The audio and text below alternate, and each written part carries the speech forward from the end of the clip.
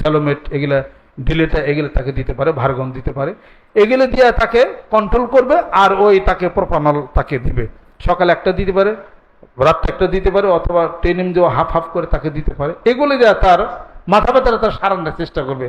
এই ডাক্তার সাহেব কি কোরআন শিবে কোন আয়াত দিছে?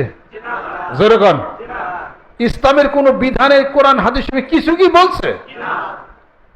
বলে নাই, খালি ওষুধ দিছে। ওষুধের কারণে আমাদের দেশের চিকিৎসা ব্যবস্থা এত পিছনে যাচ্ছে। ওষুধের সাথে বিধান, বিধানের সাথে কোরআন সুন্নাহর বিধান। বিধান মানে নিয়ম পালন করবে। মাইগ্রেন হবে, শসা বেশি খাবে, পানি বেশি খাবে।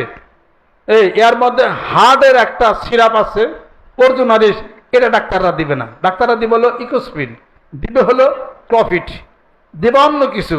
ওনারা আবার ওই অর্জুনারিসের মধ্যে ওনারা আবার জানে কি এক সমস্যা জমিছে।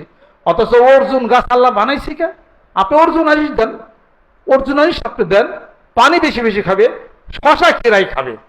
এই সাথে আপনি মাইগ্রেনের ওষুধ ট্যাবলেট আপনি দিয়ে দেন, কোরআন সুন্নাহর কিছু বিধান দিয়ে দেন। তিনটাই একসাথে যদি কোনো ডাক্তার দিতে পারেন, রুগী দেখে সারা পারবেন না। জোরে কম সুবহানাল্লাহ। মানিকগঞ্জ দরবার শরীফ তিনটা একসাথে চিকিৎসা আমরা করি, এই চিকিৎসা আমরা করি।